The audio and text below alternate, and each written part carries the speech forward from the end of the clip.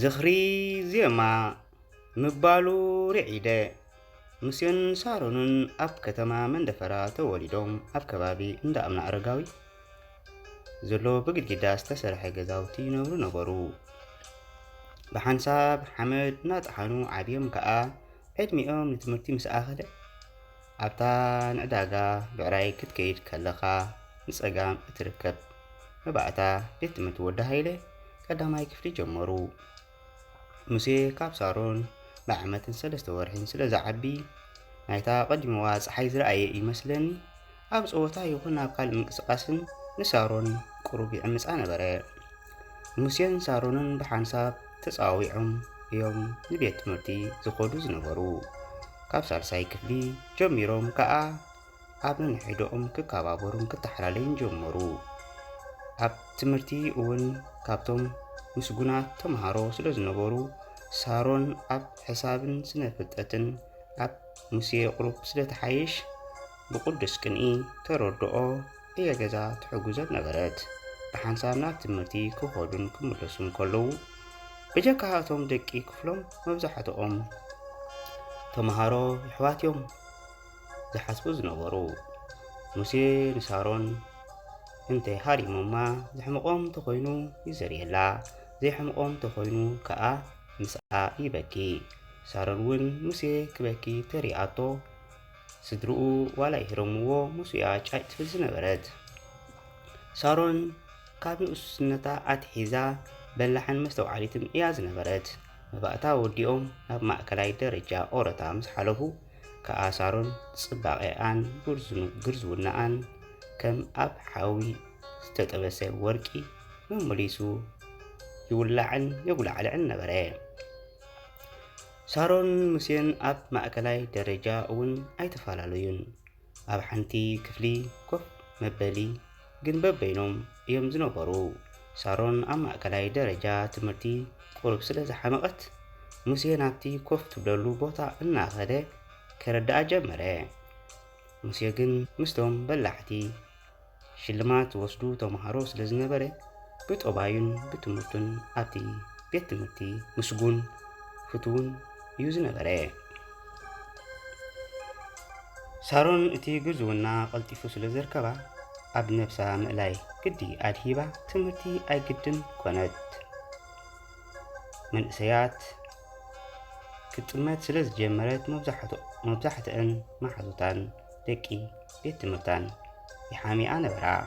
ማእከላይ ደረጃ ኣብ ኦረታ ወዲኦም ሙሴ ኣብ ጀነራል ልዑል ነጥቢ ሒዙ ናብ ካልኣይ ደረጃ ሰንጆጆ ቤት ትምህርቲ ዓዲ ወግሪ ክሓልፍ ከሎ ሳሮን ግን ብክንደይ ዝግዮ እያ ሓሊፋ። እዞም ክልተ ተምሃሮ ኣብ ካልኣይ ደረጃ እውን ኣይተፈላለዩን። ናይ ካልኣይ ደረጃ ትምህርቲ ተጀሚሩ ኣዋርሕ ምስ ተምሃሩ ንሳሮን ተሰሚዕዋ ዘይፈልጥ ፍሉይ ትርእዮ ኣብ ልዕሊ ሙሴ ከንፀራርዋ ጀመረ። ሳሮን ካብታ ንሙሴ ዘፍቀረትላ ዕለት ኣትሒዛ ሓተይ ኢኺ ዶ ይብለኒ ይኸውን እናበለት ምስቲ ኣጋጢምዋ ዝነበረ ተዘንቱ ደርፊ እናሰምዐት ናይ ሙሴ ፍርዲ ትጽበ ነበረት። ትሕዝቶ ናይታ ደርፊ ከምዚ ኢላ ትቕጽል።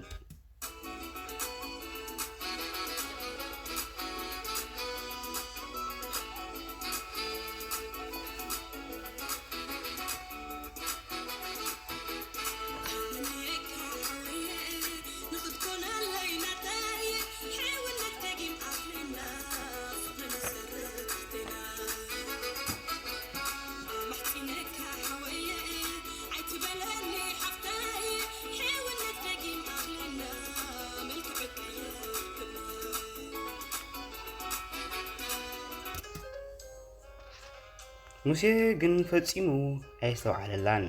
ካብቶም ንሽልማት ዝወስዱ ተምሃሮ ስለ ዝነበረ ትምህርቲ እምበር ካልእ ዓለም ይሓስብ ኣይነበረን። ንዓመታት ዝጽለል ንለብዘበን እምኒ ሱንዱ ከም ዝበሃል ንሳሮን ኣብ ታሽዓይ ክፍሊ ዝጀመራ ፍቕራዊ ህይወት ናይ ሙሴ ፈኸም እናበለ ኣብ ልባ ይጉህር ነበረ። ሙሴ ታሽዓይ ክፍሊ ብዩኑት ዛዚምዋ ሳሮን እውን ገፈፍ እናበለት ናብ 10ይ ክፍሊ ሓሊፋ ኣብ 10 ክፍሊ ሙሴ ናይ ንግሆ ሳሮን ከዓ ናይ ምሸት በፂሕዎም ስለ ዝነበረ ሳሮን ብውሽጣ ማራ ተረበሸት። ምድሪ ዘቢጣ ተቐይራ ከዓ ናብታ ሙሴ ዝነበረላ ክፍሊ ናይ ንግሆ ክትመሃር መፀት። ላም ሓዊ ወለደት፣ ከይትልሕሶ ነደልተት፣ ከይትጉሕፎ ወለደት ከም ዝበሃል ሳሮን ብፍቕሪ ሙሴ ተቓፂላ ከይትነግሮ ነገር ጓል ኮይኑዋ ከይትገድፎ ከዓ ፍቕሪ ኣብ ውሽጣ ኣትይዋ ክሳብ መፍትሒ ትረኽበሉ ኣብ ዘይሰምዓካ ገብሪ ኣይትመሃለል ኮይኑዋ ተጸሚማ ብሓለንጊ ፍቕሪ ትግረፍ ነበረት። ከም ፍታሕ ኢላ ሓሲባታ ከዓ ደጋጊማ ነታ ደርፊ ክትሰምዓ ከተስተማቕራን ትጅምር እሞ እታ ደርፊ ናብ መዓሙቕ ፍቕሪ ሒዛታ መሊሳ ትጥሕል። ከምዚ ኢላ ከዓ እታ ደርፊ ትቕጽል።